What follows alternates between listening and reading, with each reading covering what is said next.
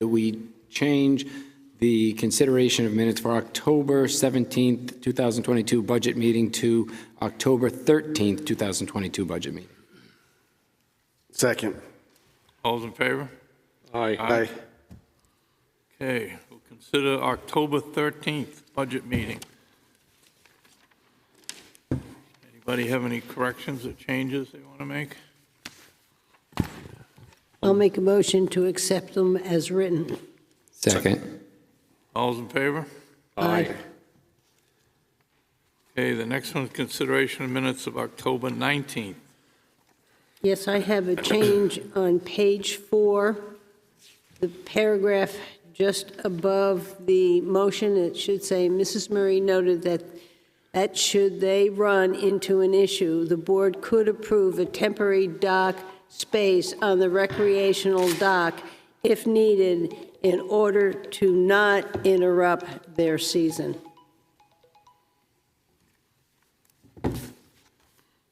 Okay, any other changes? I'll make a motion to approve them as amended. Second.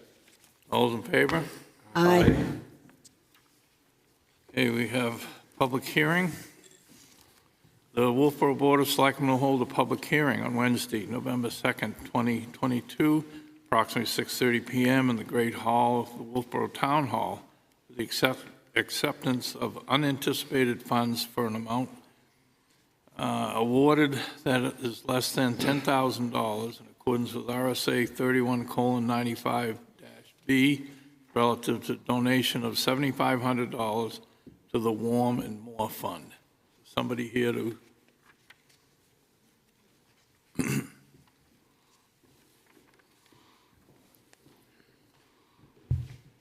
Good evening. I'm Linda Siracusa from the Wolfeboro Lions Club, and I'm happy to present a check from our fundraiser on October 1st called a chocolate auction. The committee decided to give all of the proceeds from this fundraiser to fuel assistance, and your name for it this year is called Warmth and More.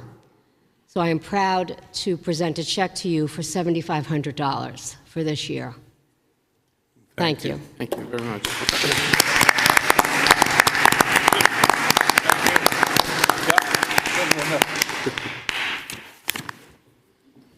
It will be well used, I'm sure. All right, temporary event permit. We need Would you like a motion? yeah. Oh, sure. You want to do, you do it, Brian. You got it. Move to accept an unanticipated funds for the amount awarded that is less than $10,000 in accordance with RSA 31:95-B relative to the donation of $7,500 to the Warmth and More Fund booked to line 01-20800-701. I'll second it. Okay, any further discussion? All those in favor? Aye. Thank you again, Linda. Temporary event permit. Wolfeboro Board of Selectmen will hold a public hearing Wednesday, November 2nd, 2022 at approximately 6:30 at the Great Hall, 84 South Main Street, Wolfeboro, New Hampshire, for consideration of a temporary event permit for the Wolfeboro Chamber of Commerce to host Christmas in Wolfeboro from November 26, 2022 to December 25th, 2022, various locations downtown. Hi, I'm Mary DeVries, Executive Director of the Wolfeboro Area Chamber of Commerce. And whenever I touch this, I end up bouncing it off or something, but I'll leave it. So yes, we're excited to put on another Christmas in Wolfeboro. And this is a month-long event, kicks off in a big way on Saturday, November 26th, with the Christmas in Wolfeboro Parade, tree lighting, and the arrival of Santa. Yes, we have heard from Santa Claus that he has chosen Wolfeboro again as his destination to be. And yes, and we have a lot of support from the Wolfeboro Police Department to put on the parade and make that possible. And with help, a lot of help from Barry, the director of the Wolfeboro Municipal Electric Department. We have a community Christmas tree And that will be put in place in time for the tree lighting at the end of the parade. And then Santa will make his way up to Santa's hut for visiting hours. And we want to remind everyone there's no cost to visit with Santa. You can bring your own camera. We hope that you will. And then, as I said, it's a month long. So 2 weeks after that, we will have the Christmas Spirit Open House. And participating businesses all over town will be glad to, during that event, collect your donations, monetary or non-perishable items for the food pantry. And we also, during that time, collect new unwrapped toys that go directly to the Wolfeboro Police Department for its Wolfeboro Children's Christmas Fund. We'll have entertainment on that day. Again, it's Saturday, the 10th of December. But that month-long event really also incorporates all the visiting hours with Santa during the month. And by the way, we hear Mrs. Claus will be here joining him this year. But it also, you know, we are receiving all the events from other organizations in the community. We're filling the printed and online calendar of events with those. So it's a lot of cross promotion during the whole month so that we can, you know, make sure our residents and visitors know that this is a great place to be during your holiday shopping. That's what I have. Thank you. Any comments? Anybody in the audience want to talk to this? Okay, thank you, Mary. All right. Somebody want to make a motion? Yeah, I'll make a motion to issue a temporary event permit for the Wolfeboro Chamber of Commerce to host Christmas in Wolfeboro from November 26th, 2022 to December 25th, 2022 at various locations downtown. Second. Any further discussion? All those in favor? Aye. Aye. Okay, next. I didn't see this one. There was a new agenda came out. Right here. I'm looking, it's right there. Okay. That's why. Yes. All right, we have another public hearing. Alcoholic beverages permit. Wolfeboro Board of Selectmen will hold public hearing on Wednesday, November 2nd, 2022, on or about 6:30 p.m. in Wolfeboro Town Hall, Great Room, 84 South Main, Wolfeboro, New Hampshire, to consider application for an issuance of an alcoholic beverages permit to the Wolfeboro Economic Development, Town of Wolfeboro, for reception for area businesses November 10th in the Great Hall at the Town Hall from 5 to 7. Anybody here to, nope. My name is Lucy Van Cleve, and I am the chair of the Economic Development Committee for the town of Wolfeboro. And we are seeking permission, just as you said, to serve beer and wine in the Great Hall on November 10th from 5 to 7 for our 2022 business recap. We've invited businesses to join us and break out into groups and talk about what we as the Economic Development Committee can do to assist the businesses in the town of Wolfeboro to achieve their accomplishments or opportunities. Okay. And we think beer and wine will help. Usually does.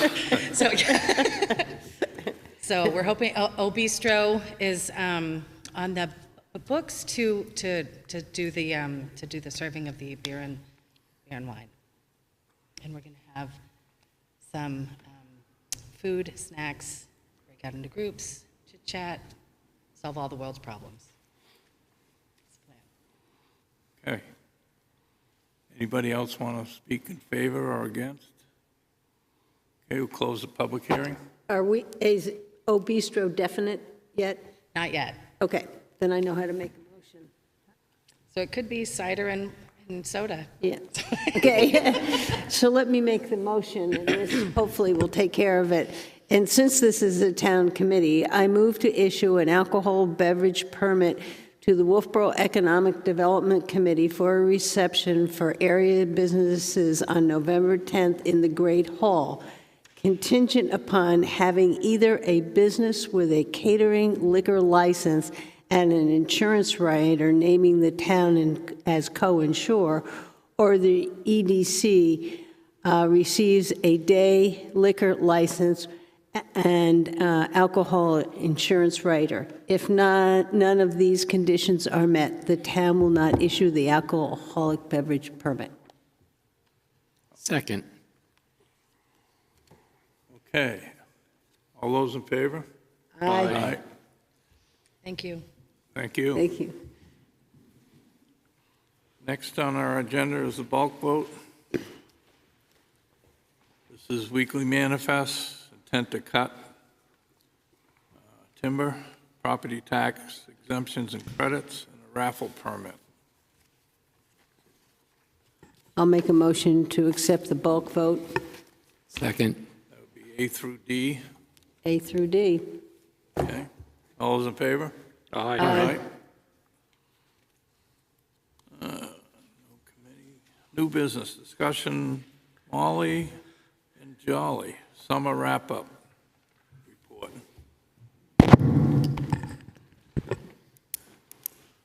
Hi there. Hi.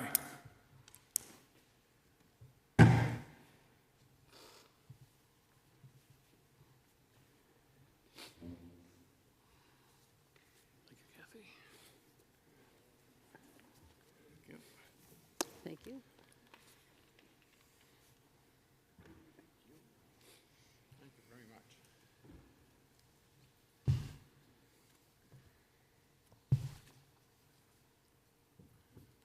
I want to thank you ever so much for taking the time out of your agenda to meet with me for a few minutes to review the park and ride program that we initiated this year, the Wolfeboro Trolley Company. First off, I'm Kathy Fairman, president of the Wolfeboro Trolley Company. And we're here to talk about I come to you bearing our report card, evaluating the success of our summer parking shuttle. So first off, I'm just going to review a few things, starting with what the goal was.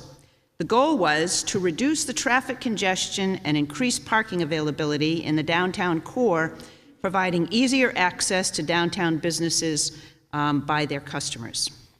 The way we're going to do this is by offering an affordable, reliable shuttle to be used by those needing to park for more than 2 hours, as per the town Wolfeboro Town Ordinance.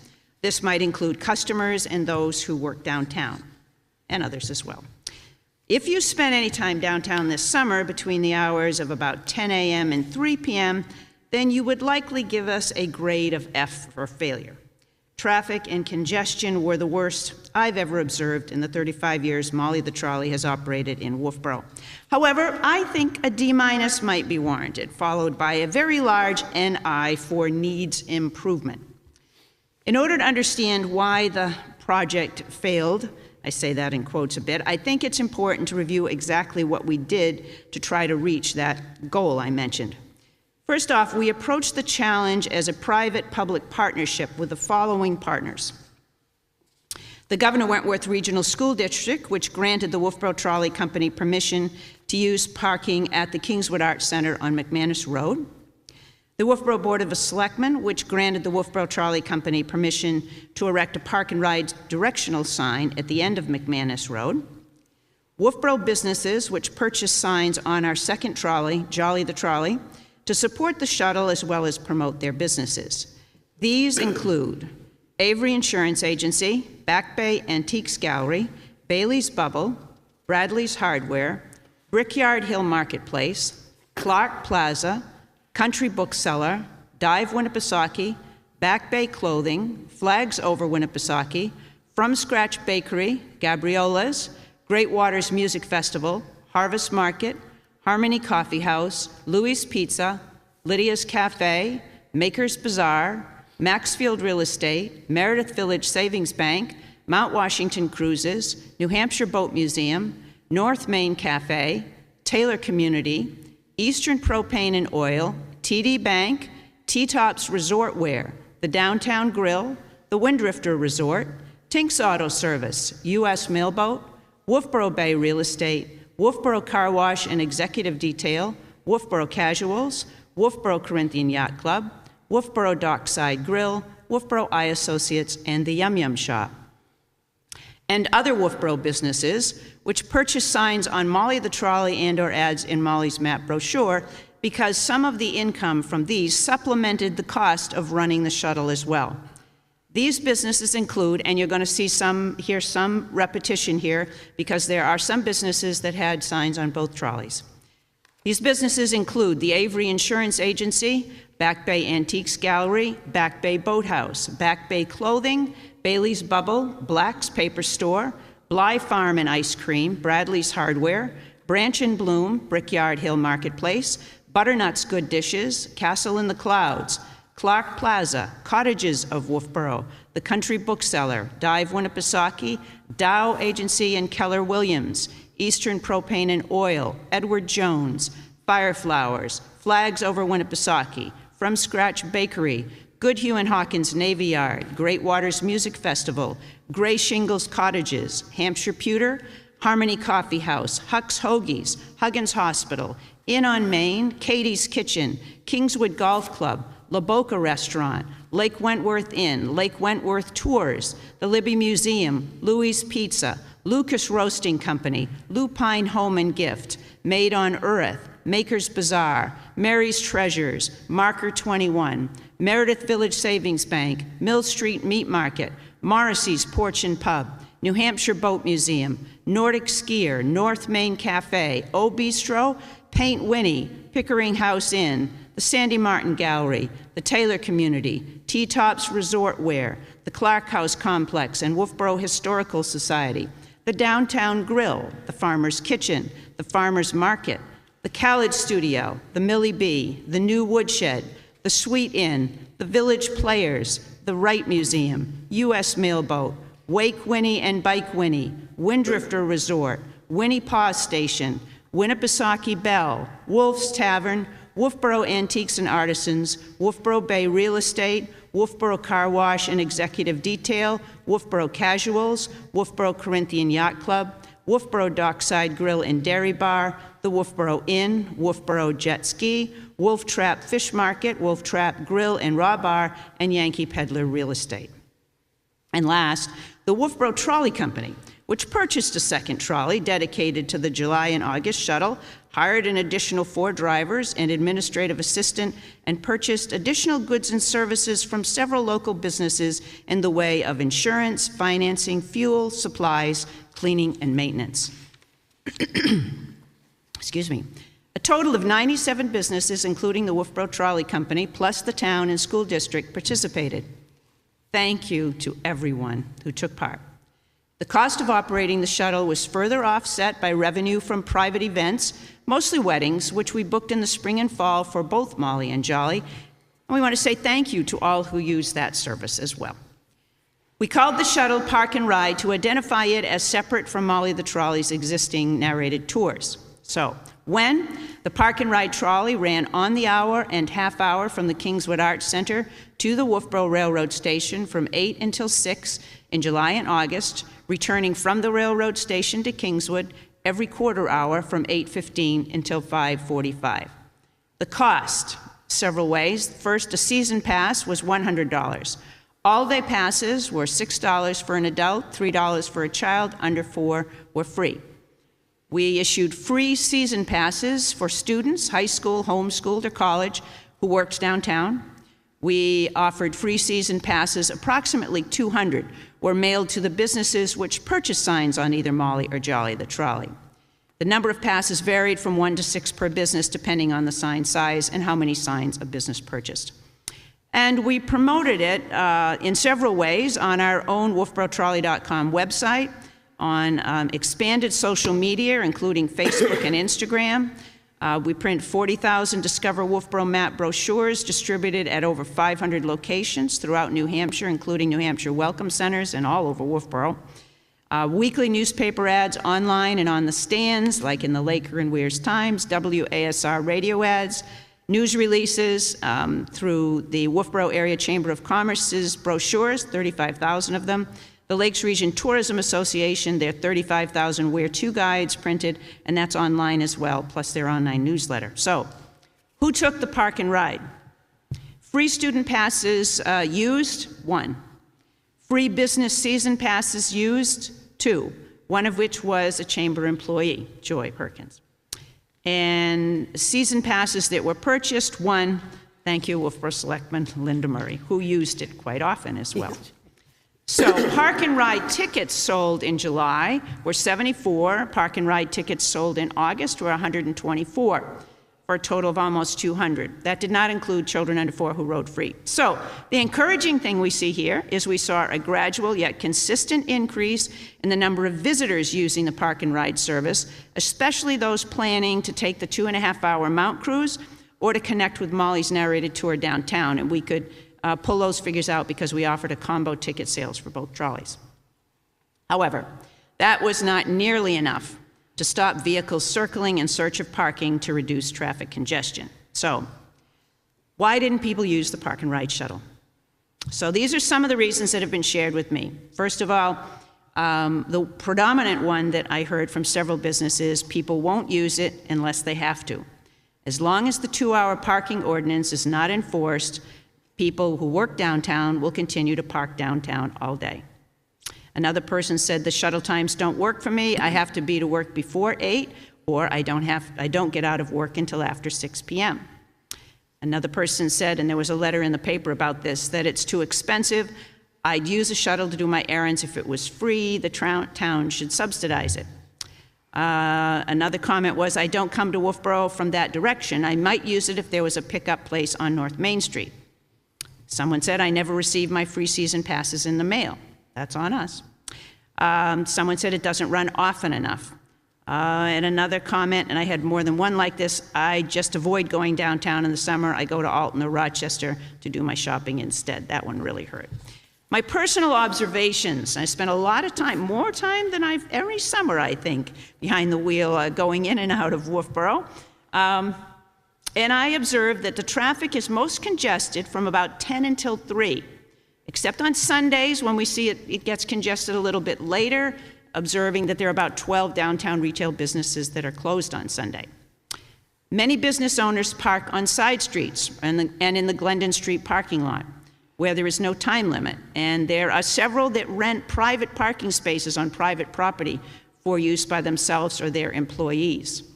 However, it appears that many employees who work downtown use the 2-hour limit spots all day, parking not in front of the place where they work, but in front of other businesses. And I had this pointed out. I observed it, but then other business owners also mentioned it. This summer, I frequently observed vehicles parked all day, not only in 2-hour limit spots, but in 15-minute spots in front of the post office, in handicap spots, motorcycles only, and no parking at all spots. And I've attached a few photos as examples. I'm not pointing any fingers. I blocked out any license plates or anything like that, anything I thought that would identify them. But I just use it as examples of some locations in town where people they're parking wherever they can possibly fit in. I also watched as the ever larger delivery trucks bringing everything we need and want to sell and buy downtown struggled to accomplish their appointed rounds in the maze of circling cars and trucks. It was frustrating for those drivers, and it was frustrating for everyone else, including my own drivers. So, what do we do to improve our report card next year? The Wolfeboro Trolley Company will be reviewing its marketing plan and strategy, along with the long-term sustainability of a parking shuttle from both a practical and financial perspectives. It was our intention to give this a 2-year trial. However, that will in large part depend on whether or not the Wolfeboro businesses decide to support it again, and we'll know that after the first of the year. I suspect that support in our plans, as well as next year's report card, will also depend what our town leaders do with this report tonight. Frankly, this past summer, I felt that the park and ride shuttle contributed to the problem rather than solution. We're not going to continue to do that. It is clear to me that simply posting signs that say 2-hour parking only will not keep people from parking for only 2 hours. If we're going to put up the signs, we need to do that earlier, and we need to be prepared to enforce the ordinance. I think that would make all the difference. I'm not sure it will result in people using the shuttle. It will force them to park elsewhere, to carpool, ride a bike, figure it out. I do think it makes sense, though, if we are going to enforce the ordinance, to offer an alternative, such as the shuttle, because I think you need that alternative in place. However, until we do that, we won't truly know whether or not we even really need the shuttle. It's possible they will disappear into the side streets, into other locations, and we wouldn't need it. As for the enforcement piece of this, after brief conversations with people in various departments, boards, and committees, I recommend that the Wolfeboro Board of Selectmen, the Budget Committee, and the Police Commission sit down together and come to a meeting of the minds on this subject. I think the business community and the citizens of Wolfeboro deserve this. And really, all we need to know is we need to know what is going to happen so we can plan accordingly. So I am here to answer any questions, listen to any comments, any suggestions. I've heard lots of them on the street. I didn't point them all. Someone told me our sign's not big enough down on South Main Street. So there's lots of different things, and we'll be looking at them all. But so we just want to approach this as a community effort and looking for some direction for the selectmen. So I welcome any questions.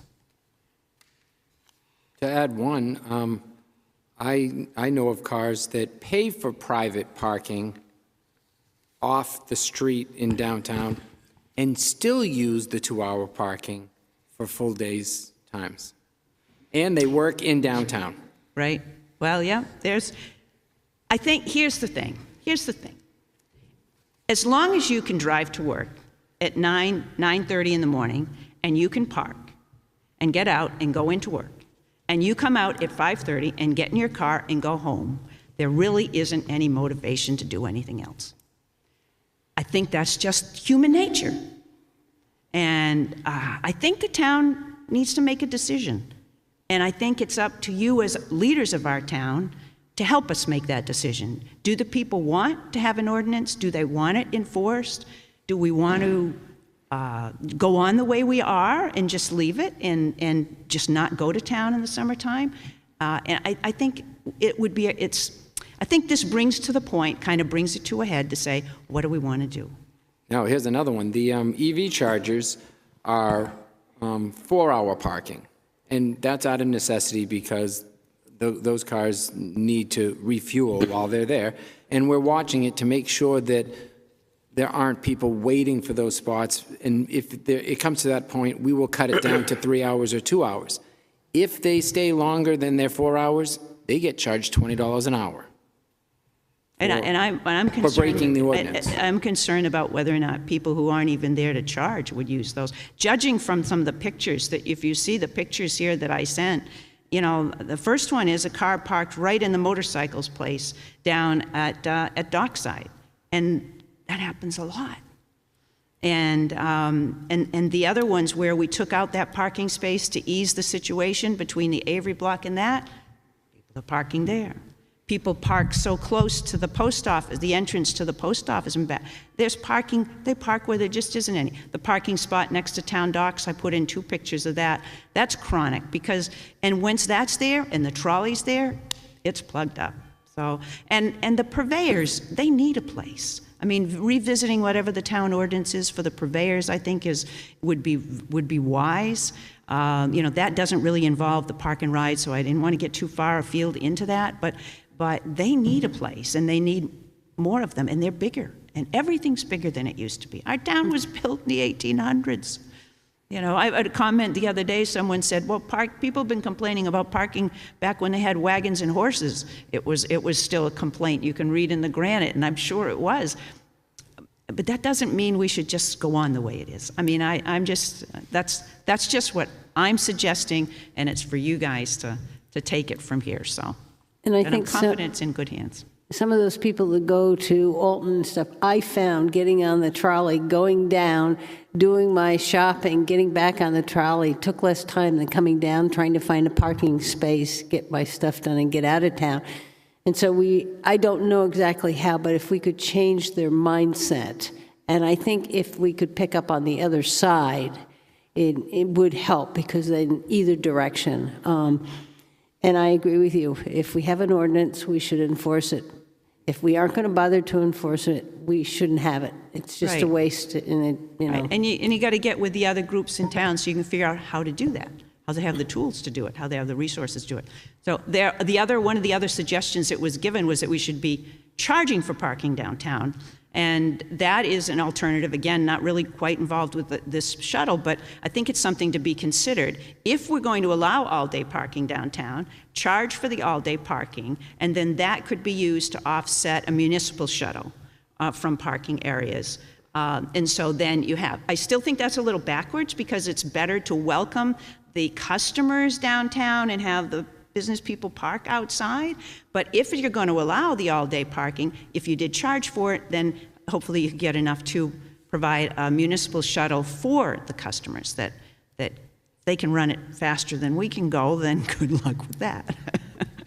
But maybe they can. So, all right, I'm not going to take any more of your time. Any other questions or comments? Yeah. Have you given this to the police department? I have not. I brought it to the Board of Selectmen first, We will- and I'm going to. I have it in electronic, and I'd also think it also should go to the Budget Committee as well, and any other entities that would be that, and I will also be sending it to the Wolfeboro Economic Development Committee. So get it out to them. But I really felt that it should come before you folks first. Thank you. Thank you for your time. Thanks. Okay. Next is Trask Mountain Class 6 pole setting.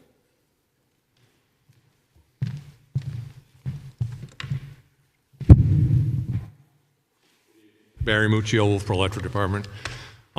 As you are aware, we were solicited by the Lees to build a two-pole line extension on Trask Mountain Road, which also happens to be a scenic road. As a condition of being here tonight, we were asked to go through the scenic road process and public hearing with the planning board, which we did, identifying the trees that needed to be cut to construct the line. I do have a letter of approval from them, so permission was granted. Although it's a Class 6 road, and the town assumes no responsibility for maintenance and/or liabilities from the use of a Class 6 road, the Board of Selectmen still retain the authority to grant poles and wires within that right-of-way. So that's why I'm here tonight, to ask you as a board for the signing of the pole licensing to set those two poles in the town's right-of-way. I have included a licensing agreement for your signatures if you so choose. I've included the scenic road presentation, and I'm open for any questions or suggestions. I think it's pretty simple, Barry. You have the diagrams and everything that we usually get. Anybody else have any questions for Barry on that? Not a question, but I would just say this. It's our responsibility to supply power to our citizenry in the town of Wolfeboro. I hope that we take the same approach as we go forward, looking at a lot of the private roads in town. And I know that the town doesn't have a responsibility to maintain those roads either, or their infrastructure. However, if an association has the ability to, as in this situation, to pay for an infrastructure increase for poles and wires and things like that, I hope the town would look at it favorably, especially when the return from some of those might be a lot more ratepayers paying back for service, and over a 40-year period or something like that, when poles and wires need to be replaced, it's almost more of a self-sustaining type of project. So this project will be fully funded by the Lees? Yes. Yeah, that's what I said. There's no, yeah, I mean, that's part of it. Okay, any other questions? My understanding is we have two things. First, we need to approve the locations of the pole, and then the second one is the signing of the building approval of the building permit. So they're Yeah, I think that's the second item, and I'm not really involved with that okay. portion All right, of it. I just but- want to make sure that that's Yeah, Yeah, because I don't see have that. anything here that we were to sign. on the, You have a licensing agreement is right here. Yeah. Whole plan. oh, the poll plan, is that Yeah. what we're signing? There- This one, the last one. Oh, okay, I see it. All right. That is the same form we use with New Hampshire DOT in regards to licensing their poles on their right-of-way, so. Okay. All right, I see it. Okay. Somebody like to make a motion, reference to the poll set? Move to the Wolfeboro BoS to sign Wolfeboro MED pole location for Plan WO 4833 as approved. Second. Okay, all those in favor? Aye. Okay, the next one is Class 6 Road Scenic Highway approval for Class 6 building. I thought we already did I think he had to go to the planning board before we. that. Yeah, they approved it. Yeah, I did go in to see Amy, and I asked for 2 changes. Under number 2, the next to the last sentence, it says, Class 6 portion of the Trash Mountain Road, nor should not be there, it should be and. And then, on the last paragraph, 14, the next to the last sentence says North Line Road. That should, Amy has changed that to Trash Mountain Road. She typed it up and put a new one in the packet, but those are 2 changes I made. Okay, so would you like to make a motion with the amendments? Well, she's already gotten them. I just was She's letting, already- I just want to Yeah. let you know that I had gone in and had requested that, so, nope, that's that one. I move that we accept and sign the town's agreement at least for a Class 6 road building permit on Trask Mountain Road to Keith and Christine Lee. Second. Any further discussion? Those in favor? Aye. Thanks, Barry. Okay, You, I think we're done. hopefully. Yes. Okay, next on my list is Wolfeboro MED building update. Jim, are you going to do this? Barry's building, and we've got a lot of this taken care of, and I'd like to thank Barry for working with CCI and the contractors for getting some of these stabilization items taken care of so that we can hopefully make some decisions going forward about what we're going to do with the building. Yeah, exactly. So, you know, we recognize we didn't really have a plan in place for what we're going to do with the building, but we also recognize there was some leaks, some water infiltration, some things we needed to address so the building didn't deteriorate more than it is now, and we could save what we have. So that was the whole idea of this project. It wasn't a restoration. It was more of a preservation. Let's do some basic things to stop some of the leaks and whatnot. The major portion of that was replacing a rubber membrane where the 2 separate buildings, which once were 2 different eras, were joined there, and that's where they discovered most of the water was leaking. There was also repointing of some bricks where the mortar had deteriorated, some flashing added. There was a window that was covered over that was in bad shape. So I think we addressed all of those issues. The project is complete. We did come in under the budget that was quoted. So, yeah, I can happily say hopefully we can get a few years with what's there right now without, deteriorating. So, onward. Thank you. Anybody have any questions for Barry at this point? Thanks, Barry. Okay, thanks, Barry. Next on the agenda, New Hampshire Public Deposit Investment Pool.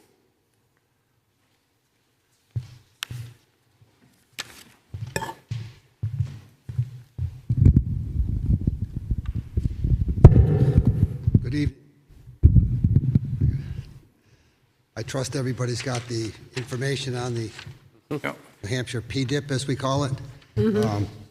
Carl, could you just introduce yourself and your title? Yeah.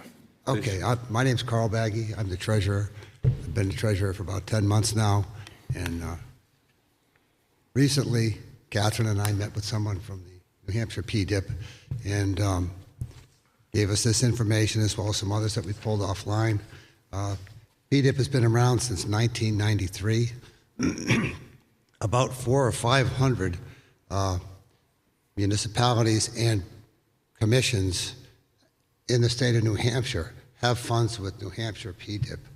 They invest in short-term investments. The rate that they quote is net of all expenses. They make their money. There's no fees that are passed through to us. The rate is the rate, and that's what we get. They're considerably higher than the banks. We've talked to our auditors and some other people in other towns. They don't have any issues with this. They've used it for a long time. The turnaround time is immediate. The fact that the funds are not collateralized were not a concern by the auditors or the other people that we spoke to. It's approved by the RSAs, and it's also part of our investment policy. It's included. And I'm not quite sure why we haven't used it in recent years, but it's time to take a look at this. Rates are increasing. Today I got a call from Meredith Bank. That rate just went from like 0.45% to 0.6%. So that's gone up, as well as the PDIP has gone up to 3.12%. So right now, the PDIP rate's about 5 times higher than the bank. And I'm not advocating severing any ties with Meredith Bank at all. I think they're a very good bank. We've got a good reputation with them. We've got a very good rapport with them.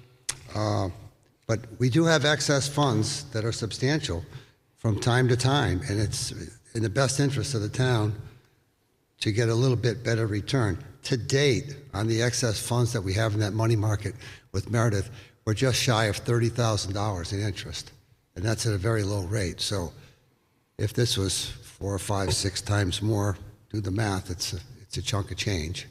So I'm not sure that the board has to approve this. It is well within our investment policy. I didn't want to come up with a monthly report to you without giving you a heads up that we've made some changes or whatever. But I think it's prudent of the finance department and myself to just run it by the board, and so that there's no surprises along the line. It's AAA rated. I don't see any downside to using this, and I'm here to answer any questions, or if you have comments or concerns. Linda? Yeah, am I correct that the money that we do have now in Meredith Village Savings Bank is collateralized? It is collateralized, yes. Yeah, and so that's what we're going to give up in doing this. But what you're telling us, it's AAA, it's been stable, it's okay with our auditors, it's okay with the RSAs that we go in this direction. Yes. Okay. And Why haven't we done this before?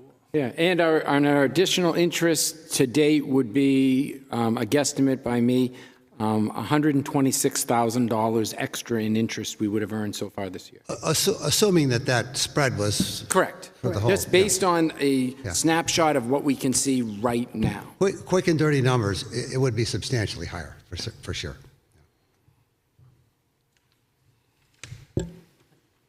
Casey, you got anything to add to it? Looks like you're on. We did our due diligence, as Carl said. We checked with, the auditors and RSAs and other communities that do this, and the deputy treasurer also uses it in his community. So. Good. Okay. Thank you. Thank And you. we don't plan on doing it till January when the new tax money starts. Okay. Yep. Thank you. Thank you. Thank you. Yep. Thank you. Okay. Next item is MOU. So So the past couple of years, we've been doing a MOU with the hospital for the storage of salt at our facility rather than at their facility. We work with them to record tonnages that they use, and we charge them a 15% indirect cost for this service. This is up for renewal again, and one of the things that the hospital would like to do is consider a 3-year option versus the 1-year option. We have run this through legal. There is no issues with it. So basically what we're looking at is if the board is so interested in being able to execute this for a 3-year versus a 1-year option. Yeah, I have a concern about number 4. And number 4, in relationship to what's happening with New Hampshire DOT on Route 28. And when they were here last, they did not spend a lot of time talking about stormwater. Item 4, we made this agreement in order to get that easement, in order to take the water from Route 28 down there. And I just don't want to lose that and not make sure that we follow through on it, which is what concerns me about a 3-year, that it won't be back in our face. That's the only concern I have. This is an excellent way that we can do some of that stormwater treatment.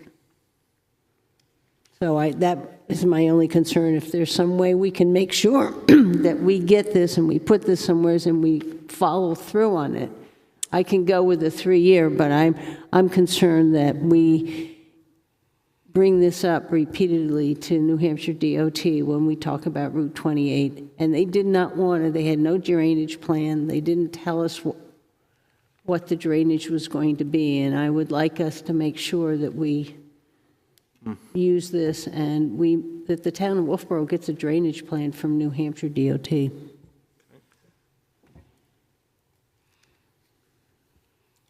Anybody else? Somebody want to make a motion to 1 year or 3 years? 3 years is what they're asking for. That's their preference, being Huggins Hospital. Well, I think Linda's point as well. Very well taken. Well taken, and maybe we check on that every year or something. Yeah, I See do. what's going on with it. Yeah, that we get that easement. I want to hold that easement and get that easement, and I don't know whether this yearly makes it so we remember. I can look into that with, if we have to record the easement or what the best mechanism is Because going forward.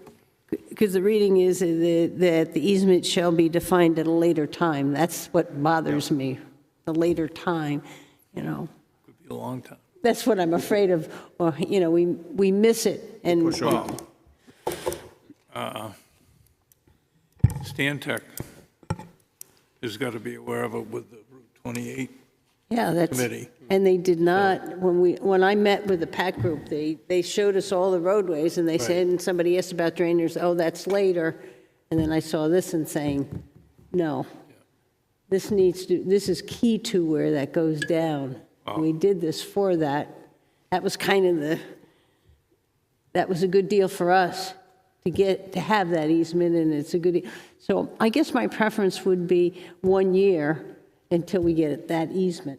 And then after we get that easement and get it defined, I'd be okay with 3, but until we have the easement in hand. Would you like to make that into a motion? Yeah, I'll make a motion that we sign the memorandum of understanding between the town of Wolfeboro and Huggins Hospital for their salt and change it to a 1 year. So it'll be from November 2nd, 2022 to November 1, or I guess it's November 31st, 2023. Second. Okay, any further discussion? And this is with the anticipation, Jim, I think, whoever talks to them about the easement situation. Yep. Okay. All those in favor? Aye. Anybody opposed? Okay. Structural exempt property policy and procedures. That shouldn't be policies, not police. Oh, I saw it. Saying, what the hell is that? Yeah, what am I reading? Okay. So a couple meetings back, we came to you with a policy from the assessing office regarding the institutional exemption for property policies and procedures. Legal counsel has gone through this. Legal counsel is basically supportive of it. They have two minor concerns.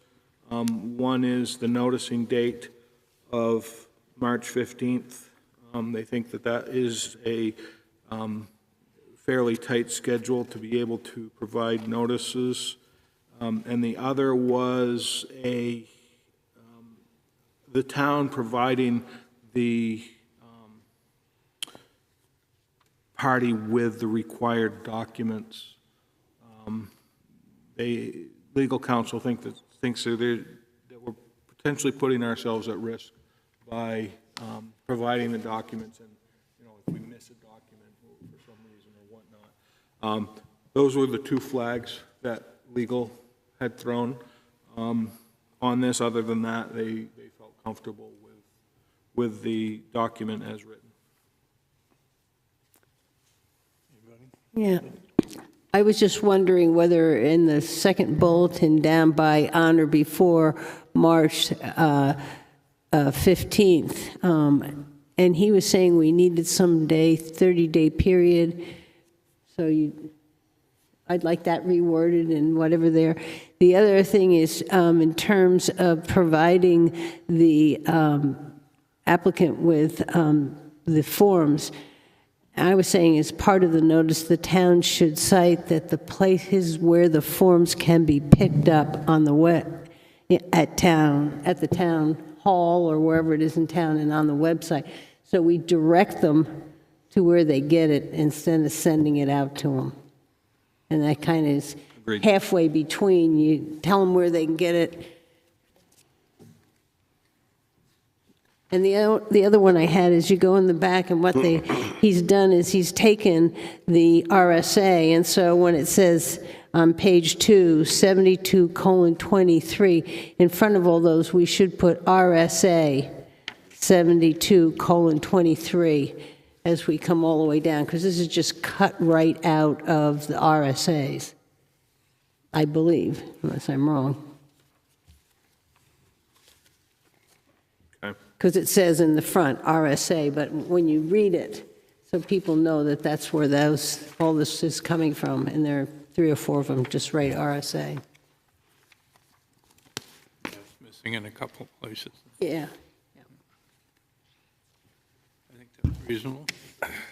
Okay, so I'll make those changes and get it back to you. You got that, Jim? Yep. Okay.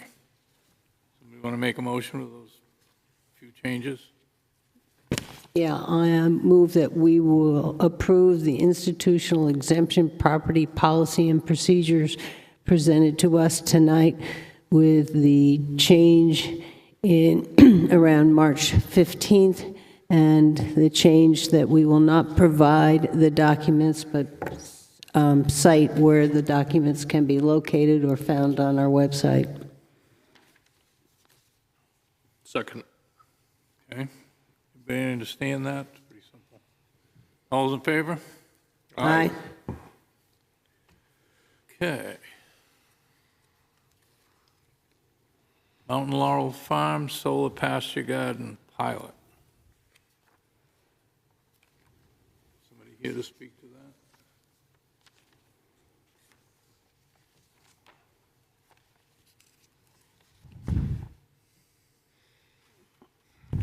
I'm not seeing anybody.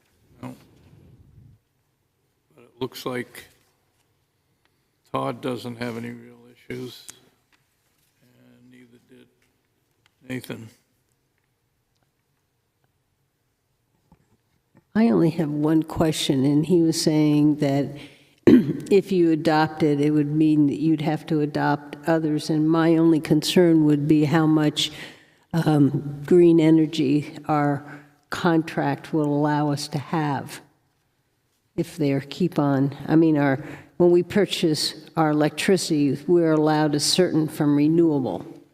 And I just don't, I would want to make sure that we're not going to have an issue, or that once we hit that level that we can say no more. Yeah, I did a little research on it, and I was looking at other towns that have done this, and actually the $3,500 per megawatt is quite gracious. It's good for us, that amount. But most of the other municipalities that do this have a regular electric service from Eversource or from whoever else. So I agree with Linda. With this situation, we've got to make sure that this fits in with our current agreement that we have. Yeah. We Yeah. probably should have asked Barry this earlier tonight.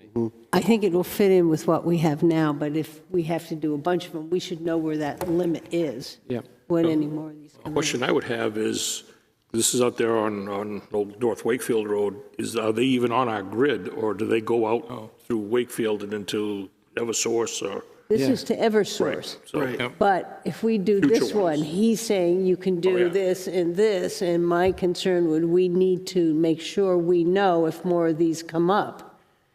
Yeah, this one won't affect us. Us, But this opens the doors so that every other person in town can do the same thing, and then does that affect our contract? And so it's a question, it doesn't affect us approving this, but I think it's something we should have. Well, if we approve it tonight, it will affect us. We'll have it in place. The money will be, but, I would imagine that we could put a cap on how many we did based on Yeah. our contract. Well, I think we need some information from Barry on that. Or MED, anyway. Well, it's, Okay, what do you want to do then? Motion to table this until we can have input from our director of our electric department and Yeah. have a member of the organization that wants this solar field show up at a meeting. well, yeah, I think that's it, but I think we also, this is coming from our assessor. And maybe we just also need to check with our attorney whether it really sets us up. Yeah, for I that. think the prudent thing to do on this one would be to probably run this by Mayhew and the attorney that we use to negotiate the agreement to weigh in on this, where they're the subject matter experts. So Okay. I can talk with Barry and we can run that through them. Okay. So we'll table that till another time then. Second. Yeah. Yes? Yes. Okay? Ty Bond, potential development pickleball court, Foss Field. So this is the report that you received just previous to the last Board of Selectmen's meeting from Ty and Bond regarding Foss Field and any development going on at that location. I think the concerning part about this report is we did exactly what New Hampshire DES required us to do with that piece of property at the time, and that was to cap it. We did that. It's done. However, the moment we open that back up, we're most likely going to be subject to today's rules, regulations, et cetera. While it is probably the right thing to do to know what's in the ground there and take appropriate mitigation actions, I'm not sure that now is the right time for us to do it. So I've got a lot of concerns about opening this cap over a existing landfill up and what we're going to have to do once we open that up. That's kind of my summary of it from that point. Yeah. Board can discuss it and make a decision. Okay, I have the same feeling after reading all of this. My recollection was that once we start into this, we're going to open up a can of worms that we probably don't want to do. Some of you were around back like when I was a kid, that was the dump. I mean, you could drive by there, both sides of the streets, actually, on Center Street, where Clark Plaza is, where the other plaza is. And I can remember going to hockey games as a kid down there. I mean, that was pretty tragic. So, seeing as how we have it capped and it's sealed, and we don't have any issues with DES now, I think even if we started doing test borings, we'd have a problem. So, my feeling is that we stop this project right now and continue on with repairing the ball field like we talked about, you know, and things like that we don't have to get involved with DES on. And this will set a precedence that we're going to conserve our green space down Yep. there also. Exactly. So, Because we don't own much green space, the town of Wolfeboro. It's down in the center of our town, and it's lovely by a path, and kids have I- played on that for years. yep. And I just think, yeah, the green space, Brian, is certainly a great thing there. And as a lot of you know, back many years ago when Little League was there and the lights were on every night, kids were playing, Yep. and we need to get back to that, which I think is what we saw during the budget process as well, so. Major cities are now burying everything to create more green space all over the country, all over the world. So let's save ours while we can. I would make a motion, just so we have it in the minutes, that we have no further discussion about any development at Foss Field at this point. Second. Any further discussion that we want to do? All's in favor? Aye. Thank you. Okay, capital projects update. So I've provided you with a list of some of our capital projects. I'll quickly go over them. One of the things that I would like to say is this is very much a moving target with a lot of these projects. We are working with staff, and I'll quickly go through some of the major capital projects that were approved in 2022. Pop Whalen Ice Arena, it's on schedule. We're still hoping for an early January opening. We're hopeful that the transformer will be shipped on November 21st. If the transformer ships on November 21st, we should be in good shape to be able to open at the beginning of the year. Seasonal water lines, we've completed Waltz Lane. One of the other things that occurred with the work that was done on Pleasant Valley Road, we ended up having to do a lot of work with ledge to get that line from the area of Crossroad down to Camp School Road. So that has been done. The question going forward for us that we're working as a staff is, do we continue down that project, down Camp School Road, or do we take on another one next year? That ledge, it was the right thing to do, tying that in with the ledge removal, tying that in with the Pleasant Valley Road, but it was very expensive. So that took a pretty good chunk out of that. Dockside Phase 3 upgrades, right now, tentatively looking like a start date of November 15th. Equipment will be moving in. There'll be some areas of the parking lot which we'll have to block off, but the pre-construction meeting went well, and we're optimistic to get that project up and running. Jim, should we put out a parking plan for down there, or maybe on our website, letting people know that we're going to close down this?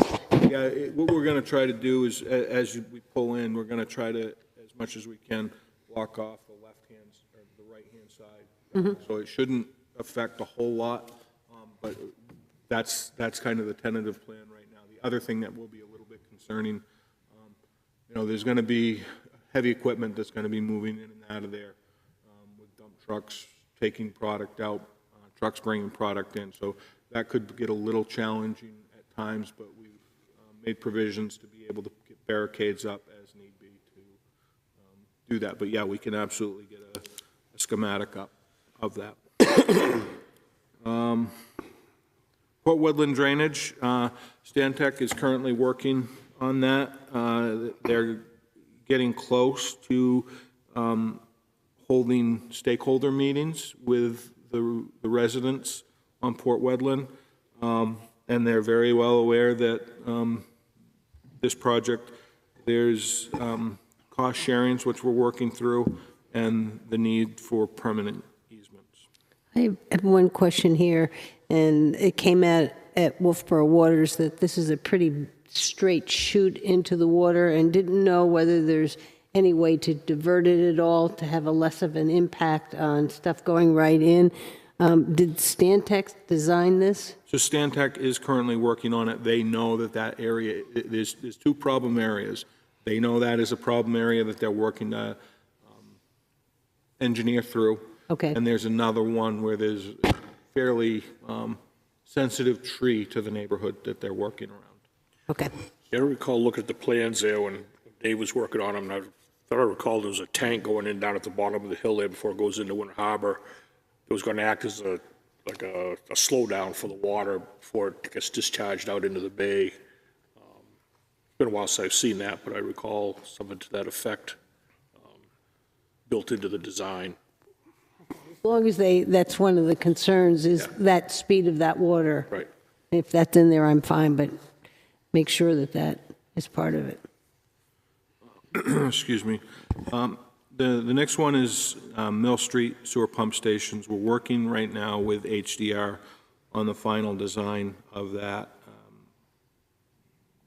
I anticipate escalation to hit us on this one, and there's a strong possibility that we may have to go to the voters and ask for additional funds in 2023 to finish this sewer pump station. Again, HDR is working on that. We're trying to get those numbers contained, but we will have that hopefully in the matter of about 3 weeks.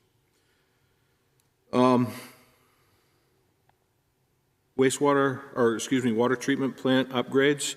We had the bid opening yesterday.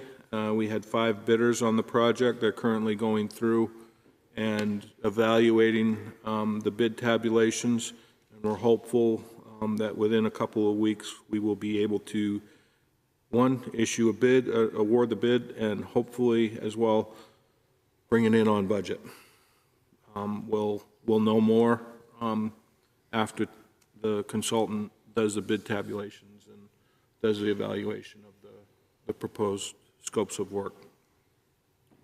Water main upgrades. So this is that vintage water line evaluation. A lot of that is currently taking place in the downtown area.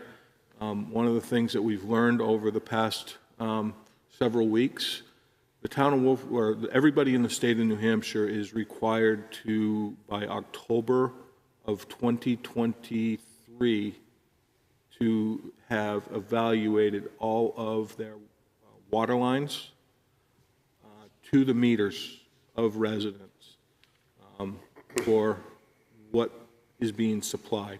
So we're currently working through that in the downtown area. The good news is, some of these projects that we've done, such as Pine Street, we know what's in the ground there, so we're in pretty good shape there. Some of those other streets, we're trying to figure out how we're going to do this, and it may end up meaning having to dig a hole at the curb stop and going into the residence to see what's on the other end to ensure that, yes, it's plastic or copper, yes, it's plastic or copper, and we don't have galvanized or lead or something else. So this is an active project that's moving slowly, but we've got some pretty tight time frames to achieve this. Bridge Falls Path lighting, the materials have been ordered. Barry anticipates this kicking off in the spring, and we're hopeful to have this done by Memorial Day. Laner Street Pump Station, Same narrative here. While I think we're a little bit closer on the budget, I believe we're going to see some escalation costs on this as well.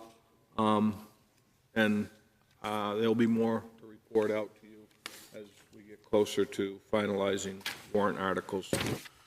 Construction grade bid documents for the public safety building. We had another very productive meeting today with staff and the architect. The architect is moving diligently on the South Main Street site right now.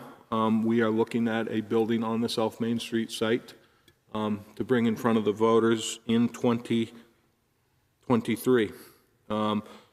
As well, signed a contract today to get the geotech work happening right now.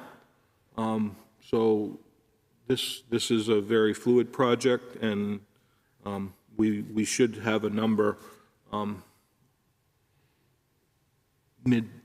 early to mid-December for the bond vote. Townwide historic study, that's ongoing. We've paid half of this, and then upon completion, we will pay the remainder. Town road upgrades, so we've closed out work for the year. I think you probably have noticed there's been a lot of work that was done on Pleasant Valley. Most of that was done under ARPA funds, not necessarily town funds. But we've also done overlays on Clark, East Clark and Goodrich. We've also got a significant amount of work done in the Maplewood division, which was scheduled work this year. We ended up signing a change order because we're not going to be able to get that work complete this year. It's closed up, it's buttoned up. The change order brings the contractor back for the spring of 2023 with a completion date, I believe, by Memorial Day, I think is the time frame. But that's for the year. That project is basically buttoned up. Solid waste upgrades, or I'm sorry, water line. The water line replacement, that's money tied in with that Maplewood work as well. So that has been expended with that work. Solid waste upgrades, for the most part, that has been taken care of. We got a few minor issues that we still have to work out. I believe there's a fan that needs to be installed in the facility. We did take care of the top coat of asphalt. And I believe the last item that has to happen, as we promised for the budget committee that won't be done this year, is a facility management plan.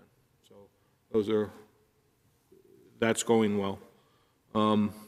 DPW truck and employee, the truck is here, the employee is on board, and we're working with legal, with Steve Randall from DPW,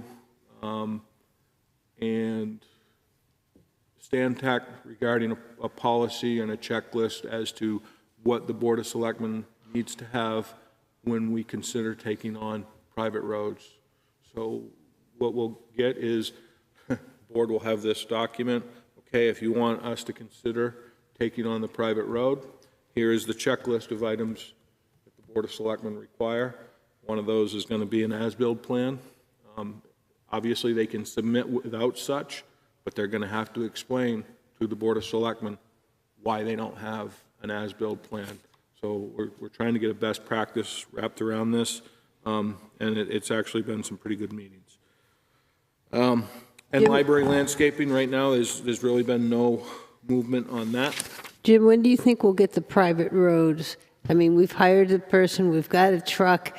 It would be nice if we get some questions to know a date, we're heading for, to have everything in place to be able to move forward. Yeah, I think, Linda, that's really going to not happen until after the new year. I would like to be able to be set up and ready to go by spring, to have the board, have reviewed this policy and say, yep, this works.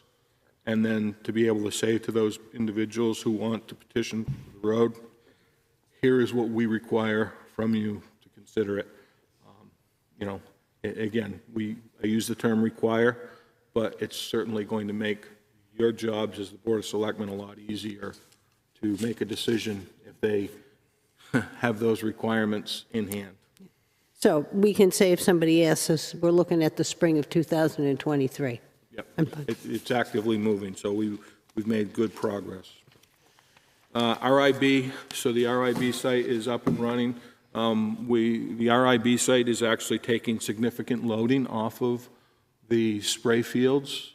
Interestingly enough, in talking with Dave Didium, plant operator, we shut down the spray fields early this year, and the reason the spray fields were shut down early this year was because the level of the pond was down.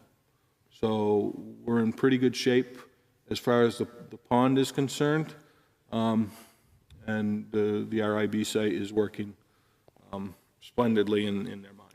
Can you get us how much we're spraying up there? Dave Ford used to give us Yeah, I can where, get the- you know, where we were and how we've increased it.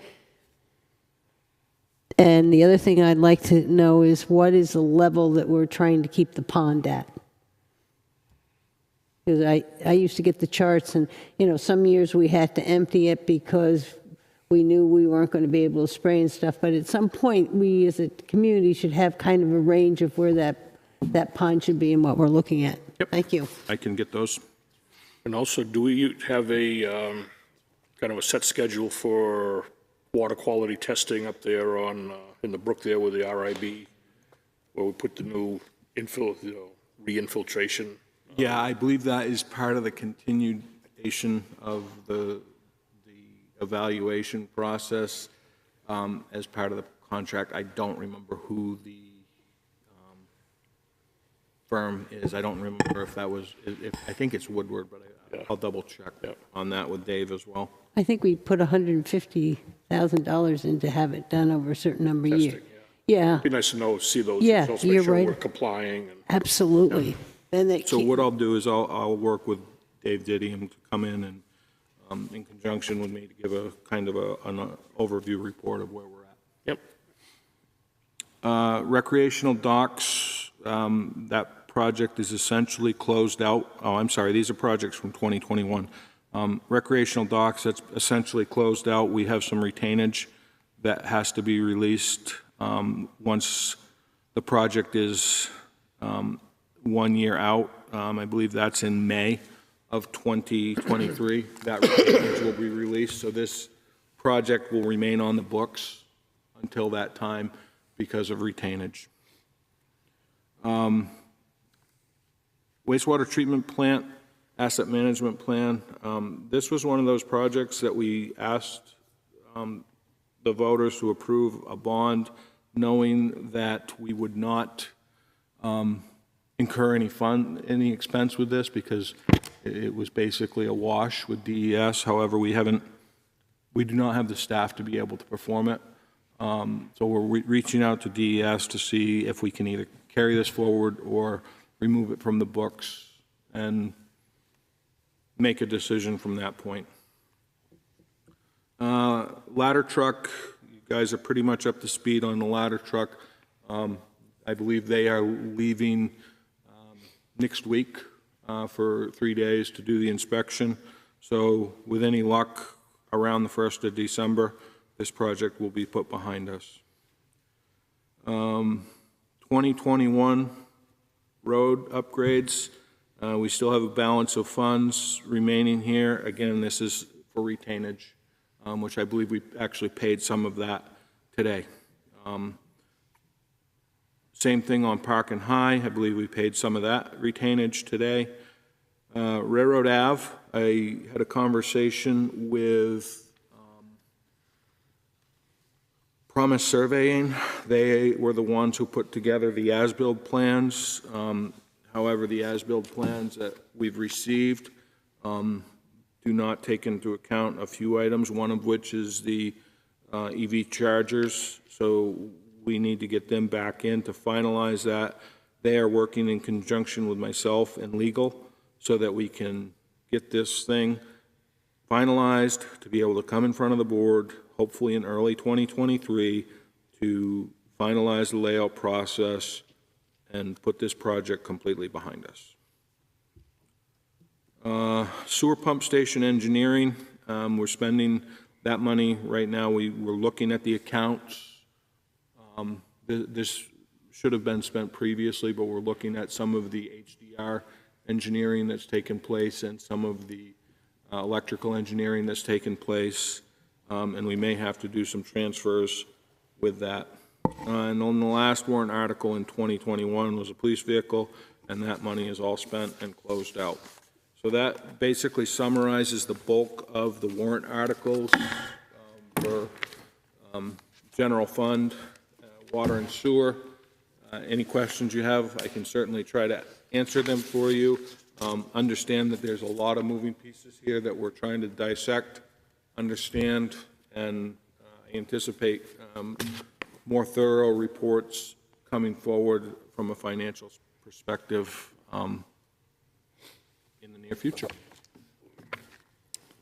Okay, thanks, Jim. Mill Street Pump Station? Okay, so the Mill Street Pump Station, and this actually should read Mill Street Pump Station and Port Wedland. On April 13th, 2022, you, as the Board of Selectmen, designated me as the authority to sign state revolving fund and ARPA loan grants, which was the right thing to do. However, the script that you received was for drinking water versus clean water.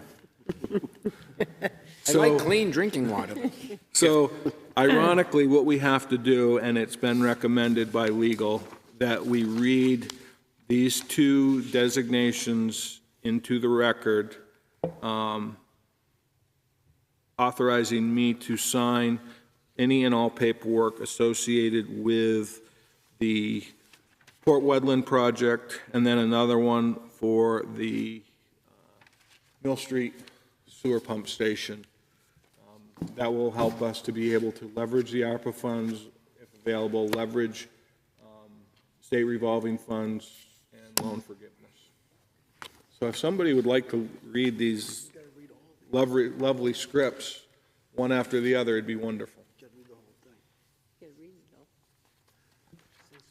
So which ones need to be read, Jim? Yeah, so under... Whereas? You got it. Yeah, I can do it. Second page? It says, so it's on page 1, it starts. Therefore, the Board of Selectmen should perform the following task. Motion to reconsider the April 13th, 2022 vote under item 1 of that meeting, which reads, A, it was moved by Linda Murray and seconded by Luke Freudenberg to adopt the motion as read, authorizing the town manager to sign all documents related to the ARPA grants. Members voted, being all in favor, the motion passed. Whereas the town of Wolfeboro, New Hampshire, after thorough consideration of the nature of its water pollution problem, hereby determines that the construction of certain works generally described as Port Wedland stormwater improvement is desirable and in the public interest, and to that end, it is desired to apply for assistance from the state revolving fund. And whereas the applicant has examined and duly considered the provisions of RSA 486:14 and the New Hampshire Code of Administrative Rules, Chapter Envelope 500, which relates to loans from the Clean Water State Revolving Fund, and deems it to be in the public interest to file a loan application and to authorize other actions in connection therewith.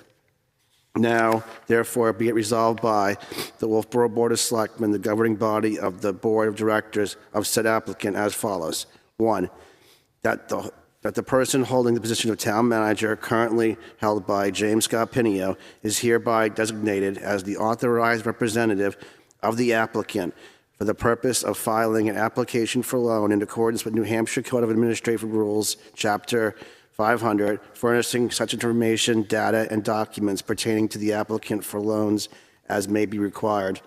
2, that if such loan be made, the following positions currently held by the following individuals are authorized representatives of the applicant for the purpose of signing any documents pertaining to the disbursement of funds to the loan receipt. And then it lists position, name, town manager, James Scott Pinio. And that if the loan be made, the applicant agrees to repay the loan as stipulated in the loan agreement. 4, that a certified copy of this resolution be included as part of the application to be submitted for a loan. 5, that persons holding the following positions at the time of the loan execution are authorized to sign the loan agreement binding the applicant to the terms and conditions of the loan, town manager. And 6, if the loan be made, the applicant agrees to make provisions for assuming proper and efficient operation and maintenance of the facilities after completion of the construction thereof. Second. Okay. All those in favor? Aye. Okay, we got another one? And you got to do another one for, You want me to do the next one? Yeah, Brian, how about you? You haven't talked much all for tonight. one word. Okay. Can I just read the thing? Do I have to go back to the front again or just? Now you can just whereas down through. Whereas the town of Wolfeboro, New Hampshire applicant, after thorough consideration of the nature of its water pollution problem, hereby determines that the construction of certain works generally described as Mill Street Sewer Pump Station is desirable and in the public interest, and to the end it is desired to apply for assistance from the State Revolving Fund, RSF, and whereas the applicant has determined and duly considered the provisions of RSA 486:14 and the New Hampshire Code of Administrative Rules, Chapter ENV-WQ 500, which relate to the loans from the Clean Water State Revolving Fund, and deems it to be in the public interest to file a loan application and to authorize other actions in connection therewith.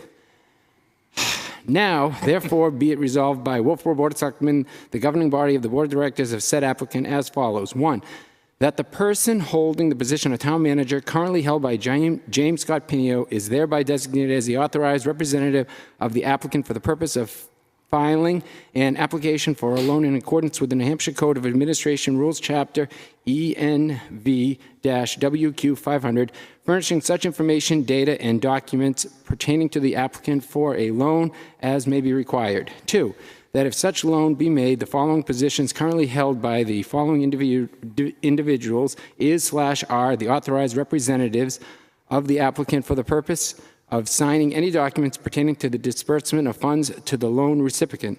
Position, title, town manager, name, James Scott Pinio. 3, that if such loan be made, the applicant agrees to repay the loan as stipulated in the loan agreement. 4, that the certified copy of this resolution be included as part of the application to be submitted for a loan. And 5, that the persons holding the following positions at the time of the loan execution are authorized to sign the loan agreement binding the applicant to the terms and conditions of the loan. Somebody want to second that? Oh, I think you have to read the position town manager. Oh, and 6. And 6, yes. Yeah. Oh, position, town manager. And Yeah. 6, that if such loan be made, the applicant agrees to make provisions for assuming proper and efficient operation and maintenance of the facilities after completion of the construction thereof. I'll second. Okay, all those in favor? Aye. So Any opposed? what'll happen from this point is, once the meeting minutes are drafted, I will reach out to you to be able to sign that and to be able to sign this document, and then we can get it off to the state, and we'll be in good shape with these 2 projects. Okay. Proposed warrant article. So I believe I have sent you all an email outlining the proposed warrant articles. Right now, based on CIP,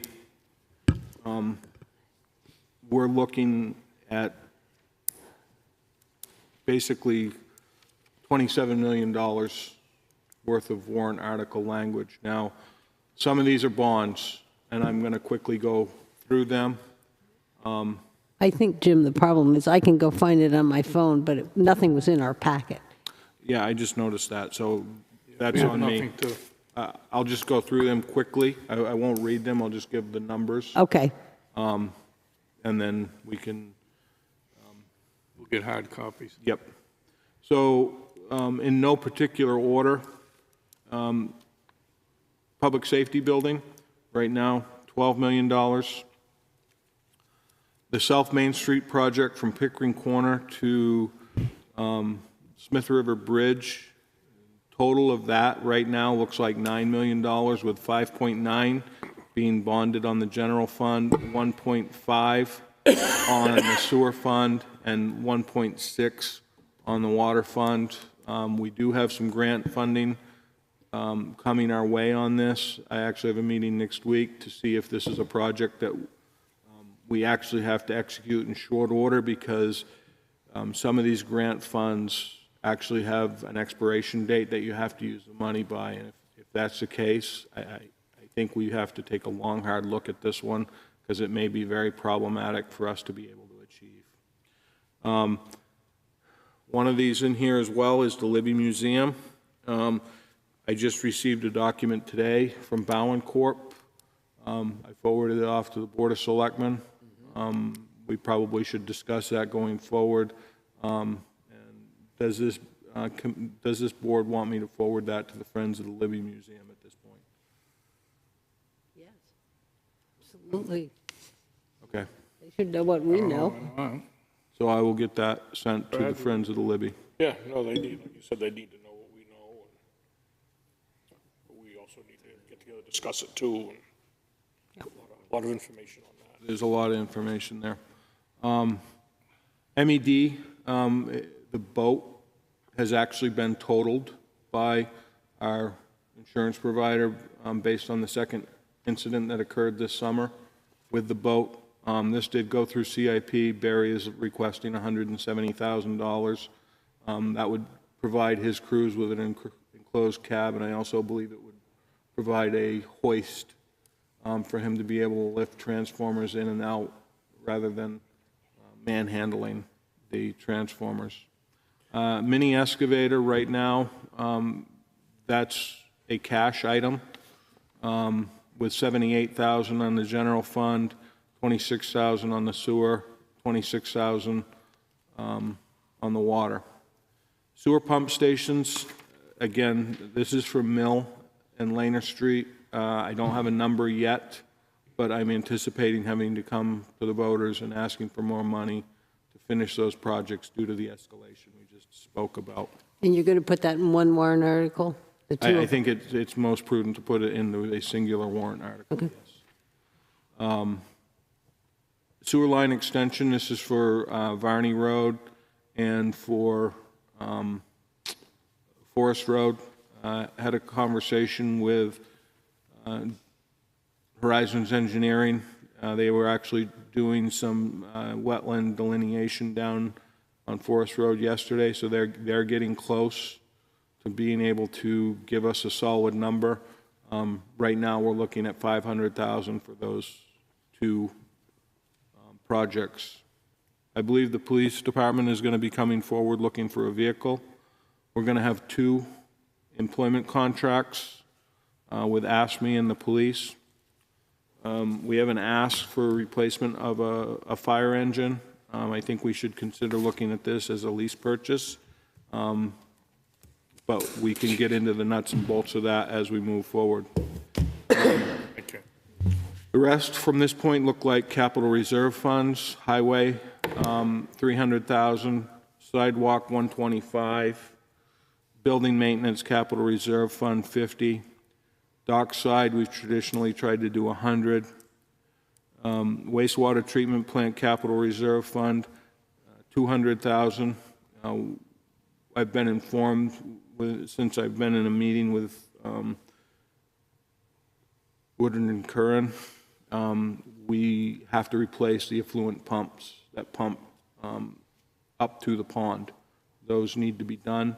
The good news is that's something that it won't affect the plant upgrade. These things will be able to be put in place and hopefully stay there without having to be replaced with the plant upgrades, but they are in rough shape, and there's 2 of them. Water Resources Non-Capital Reserve Fund, $50,000. Abenaki Capital Reserve Fund, $25,000. and creation of a expendable trust for trees, $125,000. So that makes a total ask at this point for general fund cash of $1,083,000. It makes an ask on the sewer of $1,326,000, water $26,000, MED cash would be $70,000. Again, the one other wild card that was not programmed into this sheet, and we actually just landed on it yesterday, I believe. Steve Randall feels that the appropriate number to come forward next year to do some road repairs, but yet cut back so we can finish some of these projects.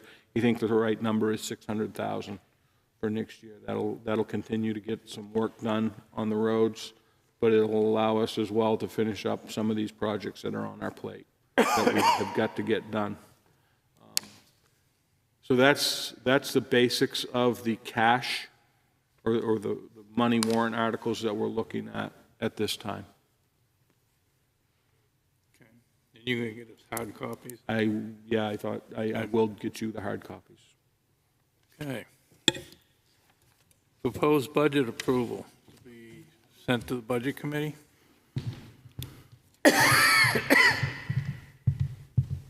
Good evening. A couple items, Kathy Carpentier, Finance Director, that we need to resolve before we hand the budget over to the Budget Committee. On Friday, we heard from our insurance agent, our property and liability insurance. If you recall, I came before you to ask if we could sign caps. So property and liability came in, unfortunately, at 9%, but that is what I budgeted, so no action is necessary. But with workers' comp, we actually got 9% decrease instead of an 8% increase. So I need you to make 3 different motions. The first one, if you're amendable, to decrease Department 0141550260 workers' comp insurance from $121,301 to $181, a decrease of $21,220. I'm sorry, I forgot to mention, I handed these sheets out to you today, so this was where we're starting. I'll make that motion. I'll second it. All in favor? Aye.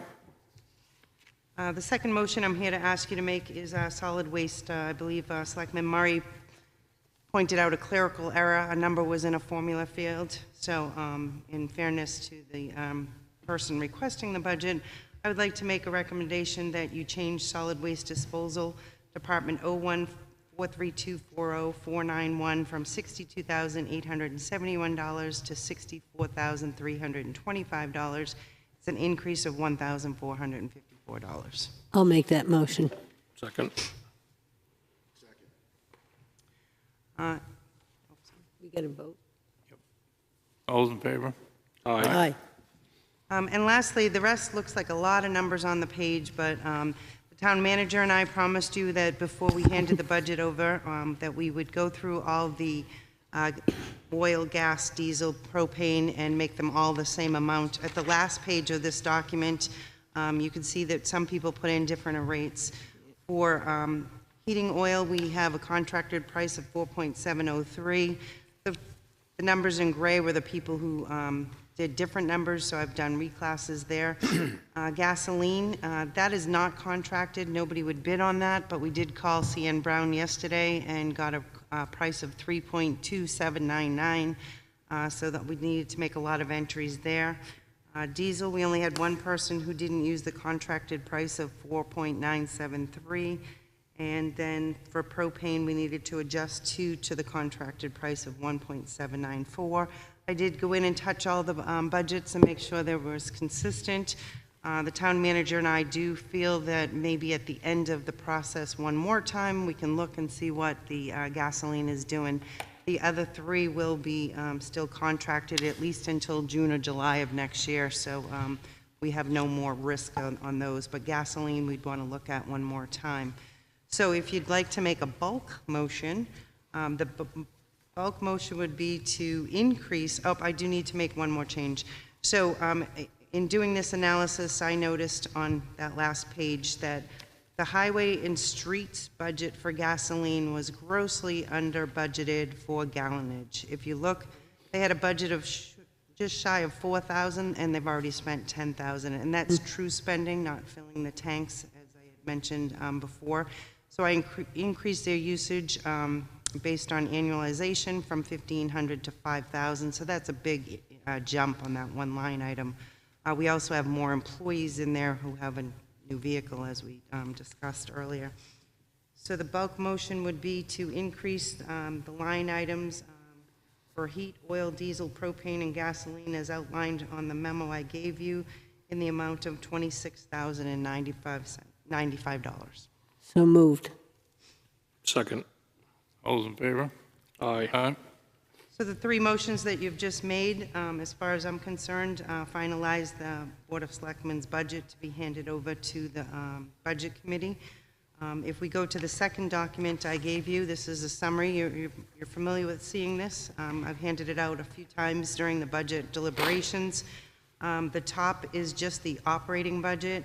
We're coming in at $30,893,866, which is the top right-hand column.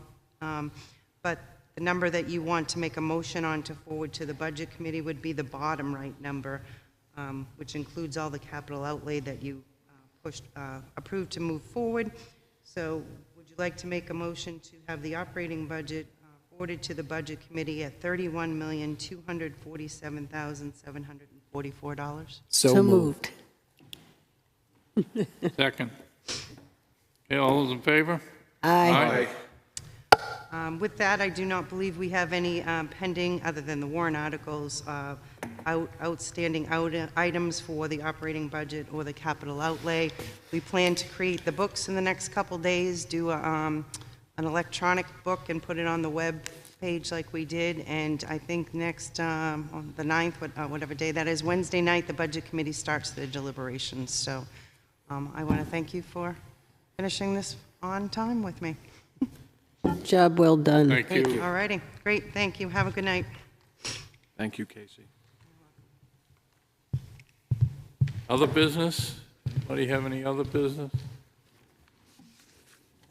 Moving right along. Committee reports. Brad, you want to start? Sure. Last night we had a planning board meeting. The only public hearing we had was a boathouse that was approved in Johnson's Cove in Winter Harbor. And then we reviewed quite a few of the warrant articles that the planning board is getting ready to have a public hearing on, which should be on the 15th, 2 weeks from yesterday, for the public to weigh in on them and stuff. And I also had a meeting with the town manager, public works director, and the town attorney. I think it was last week. We met to, as Jim said earlier, discussion about the private road policies and stuff like that that they're working on and coming up with some ideas on. So that was it. Okay, I had a public safety building meeting, which was the first time we'd had Banwell in with us, and they presented us a very nice plan. I think once everybody sees it all, and as Jim mentioned, the police and fire and he were going over some changes, which seemed very nice to me, and the way it can be structured and phased into position makes a lot of sense. And then this morning we had AFSCME, and this afternoon they had a public hearing about an incident on Granite Lane over at Birch Hill Estates. That went very well. Hopefully it'll be resolved within 60 days. And of course we've had some budgets and other stuff too, but that's all I have. I had an EDC meeting on the November 10th business community gathering, and I'll leave the specifics for Brian to report on. I had a last night Wolfeboro meeting. We're starting our fundraising for fireworks. We just found out that there is a company that will do fireworks for us, so we're getting going quickly. We did have a budget committee meeting. I did go to the planning board meeting with Brad last night, and I had a Friends of Pop Whalen this morning. I just had the same meeting with Dave, the Public Safety Building, and I think that is, it's finally coming together pretty nicely. So. We set a world record for the shortest budget committee meeting at 30 minutes. It was amazing. And the EDC, their wrap-up event is going to be with or without libations. They're trying to figure that out. I know that there's 30 to 40 businesses that are already signed up to come, and we're going to be discussing how we can help the business community in town. Other than that, that's all I had. Town managers report? Anything to add? You gave us quite a bit here a minute ago.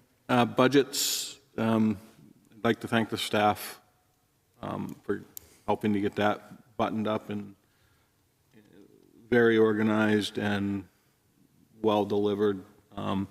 It is up this year, but I think when we went through it, we saw the reasons why they're up. It's escalation. We did as much as we could to control costs and provide the same level of service, and I think we've achieved that.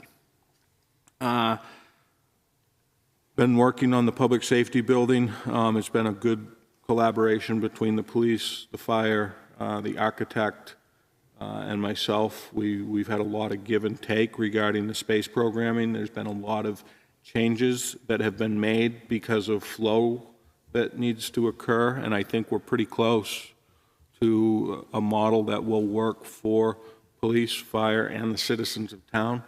The big thing is getting the number finalized, and we're very optimistic about that. Budget committee, as you mentioned, that was a good meeting. We got some things covered, and we'll be moving into that next week. And that pretty much is it, other than going through all of the previous capital projects to try and get a handle of where we're at and where we should be going forward, and trying to strike that balance of closing out projects and bringing new ones on. Thanks, Jim. Any questions from the press? She is not. Okay. Public input.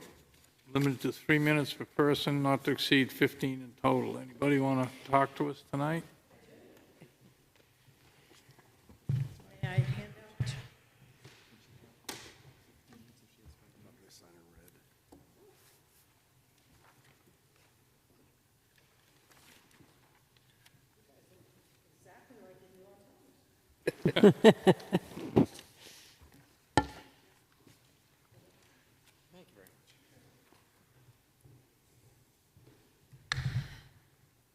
So, speaking of Wolfeboro waters, and I wish I had been ticking every time the word water was mentioned.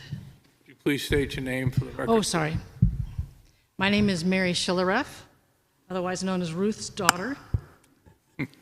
And I am a New Hampshire Lakes Lay Water Monitor. And I have a good idea. And I've been told it's a great idea. But it's not an original idea. It's a good idea for sure. And respectfully, Mr. Pinio, I decided to raise this subject in public comment rather than waiting until February to be placed on the Selectmen's agenda. Such a long-awaited and simple action has been pushed sideways for 5 years. Little backstory to follow. I am here to make a simple request that dump no waste drains to lake be stenciled with traffic paint on the pavement next to every relevant storm drain in Wolfeboro. This marking program has been publicly promised, had been publicly promised over 5 years ago, and again as recently as this August. Other lakeside towns use this effectively. It gets noticed by visitors and community. This small project would cost very little. It says we care about the watershed and want others to care too. It informs all who walk past that storm water drains to the lake. And below the image there is the $8.99 stencil. Comes in different sizes. More specifically, in the event that the catchment system is overwhelmed by stormwater, floatables purge into the lake paper and plastic detritus and pounds of acutely toxic cigarette butts. Every day, there are incidents in Wolfeboro of repeated disposal of trash and cigarette butts into these storm grates. In 2017, at the first Water Summit for the Sustainability and Preservation of the Winnipesaukee Watershed, numerous plans, both urgent and long-range, were formulated and acted upon. Rain gardens, porous pavement, broadened awareness of the fragility of the watershed as threatened by runoff into the very water we tout as reason to visit Wolfeboro. Since then, and over the next few years, the suggestion of this simple addition to public awareness was met with, I suppose, understandable delays due to projects such as the paving of streets, replacing curbs, and restoration of these very stormwater catchment system. The 2019 Town of Wolfeboro Master Plan and the March 21 Wolfeboro Bay Watershed Management Plan both address the shared responsibility for identifying and mitigating pollution sources. This past August, I followed up with Public Works and was encouraged when I received a response, "Great idea. We can have our crews use traffic paint." I took that to mean it was finally in the works as it was CC'd to the appropriate channels. Yay! Nope. When I followed up again, October 27th, I found out there'd been a department head change and that my suggestion was being forwarded to the new Public Works Director. I followed up with another email. This push for a dump no waste drains to lake stencil has been a years-long concern, perhaps seemingly small in the grand scheme of things, yet the action of visitors and town folks alike tossing trash and cigarette butts into the town storm drains, they're thinking that they lead to a sewer system, and this needs attention. I reached out to the office of the town manager requesting to present this great idea to you, the Board of Selectmen, and grateful again I received a response. The suggestion was vetted across departments and approval for consideration at a February 2023, that is, board meeting. February 2023, why not? Why not now? As stewards of these precious waters that provide economic livelihood to our town, and as the Winnipesaukee Watershed Management Study is underway in Wolfeboro, this seems to be an opportune time to commit to this simple, inexpensive deliverable. Finally, I was chatting with a very young fisherman recently about his catch. I asked if he was keeping any, and he said no. The water is polluted. It kind of broke my heart. I'm here to make a simple request that the dump no waste drains to lake be stenciled with traffic paint on the pavement next to every relevant storm drain in Wolfeboro, that it not be pushed sideways again, and that a promise made be kept. And thank you for your time. I have a question. Yes. Is this intended to also be put on, because I don't know how far we can go as far as on state roads and stuff, as far as the stenciling? Because I know that we have areas where there are storm drainage pipes that out towards, Wolfeboro Center in that area, and other areas that go into brooks and streams. And so I'm assuming that you would like to see this done on all of those types of grates as well? Or are you just talking about the grate system that we have like downtown and places where, and up by the hospital? Yes. Where they drain into drainage ditches and then into different lakes? My personal opinion, and having worked with the watershed as just a person who is interested and certainly concerned, is wherever the water, the floatables that can be purged into the very water, yes, all of them. But the immediate need that I see is downtown Wolfeboro. I see frequently many individuals pitch their cigarettes right into where some of them are embossed drains to lake. But you have to be kind of nose down and dodging traffic to see that. This is simple, inexpensive. Okay, so if we were to look into doing it in the downtown area or up the hill here, up that hill and so forth to start with. Does that make sense? Because I don't know what we have to do in order to put stuff on state roads. That would be the only thing I would say. Well, and that's totally above my capacity, and that's why I'm here. It's over my head too right now, so, I mean, it's the first I've seen of this. I like the idea. I'm sensitive to that. I, started where I thought I needed to start, and then here I am. I think it would be advantageous to put it every place where there's heavy foot traffic, downtown and maybe along the sidewalk, like you said, going up towards Huggan Hospital, and in an area where there is a lot of foot traffic and this can happen. And I think we can ask the state for permission to do that. Yeah, well, I would I'm be just saying, how far can we go? Yeah, I think we may, if that's an issue, but I think what she's bringing up is I know that they have tried a number of times to get this, and it just hasn't happened. Actually, know the first that. time I've seen it. I've seen it a number of times. Another time, but. Sensitive to that, and here I am. I always assumed there would be some kind of baffles or screens in these to stop trash like that from flowing through. Well, the catchment system, and I'm an elementary school teacher, retired, but as my understanding, as I built my capacity to understand this, that is the function of the catchment system, to catch things that sink.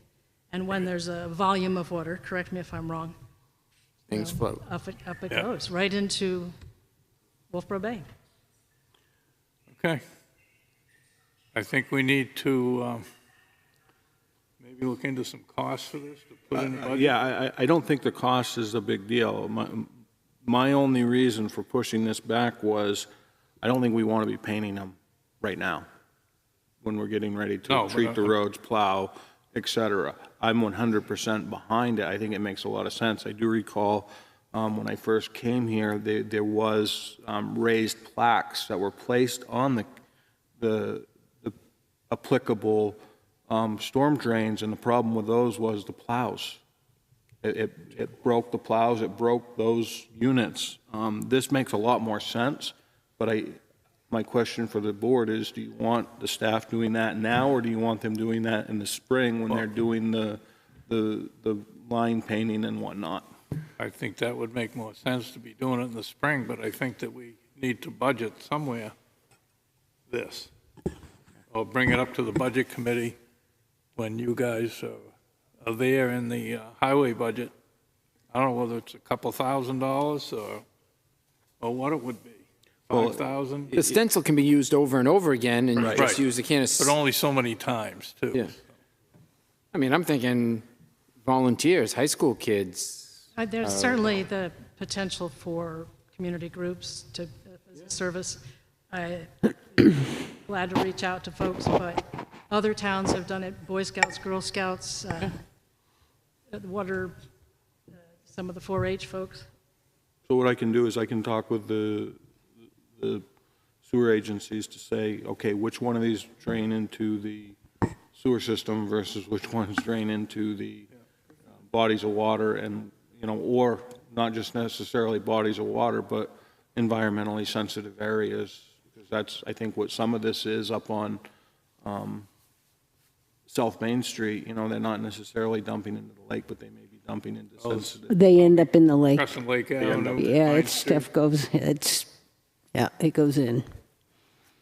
Yeah, the other problem too is, as Jim said, this time of year, when you get these kind of temperatures, you can't get paint to work at all when you got the cold pavement and stuff like that. So I agree. I think this is a great idea and stuff, but I think it's going to be better suited to, get it planned out, get these stencils and stuff, and then, plan on doing it in the spring when we're doing our striping and doing our crosswalks. They're going to be out there painting with the white paint anyway. They can drop the stencil down and hit it while they're doing parking lot striping and downtown, so. Yeah, I'd like Jim to come back with a plan that would tell us when, who, and where. Then we have some idea of tracking that it gets done. I know it took us a while to get, and it says something like, check your boat milfoil at all the ramps. This is the same type of a thing that we need to make sure. So I think that ensures that we get it done if we have a plan. Thank you. Thank you. Okay, next item on the agenda is I'm not sure. I think Suzanne may want to say something. She's on. Suzanne, are you there?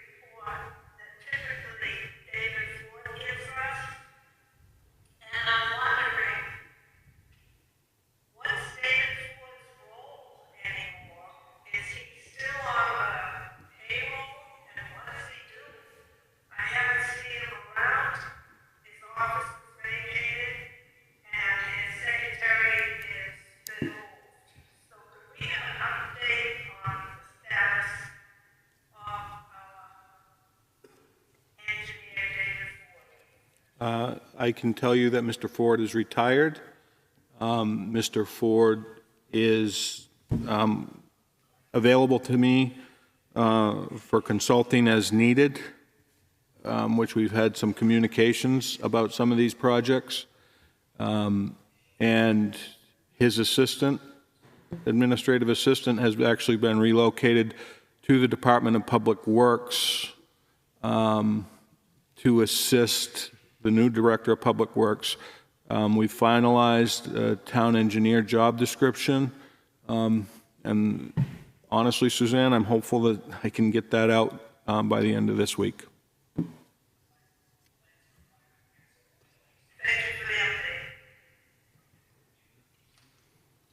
Okay. Anything else? Public input? I think that's it. Mark, before you leave, you want to pick that up and take it? Yeah, I was going to ask you for one of those. Huh? I was going to ask you for one of those. Yeah, take that one. Yeah, right. But to go on what she was mentioning regarding the parking in the back parking lot, I mean, I drive down there all the day, and it is packed with trailers, cars.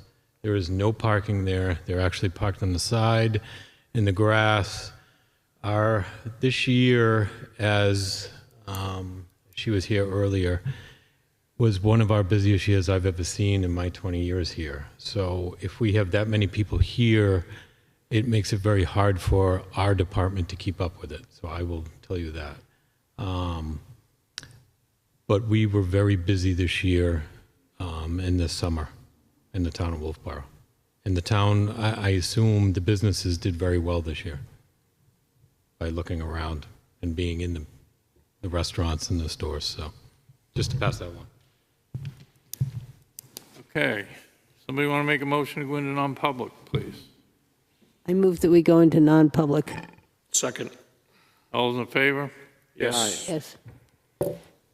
We will go into non-public. Jim?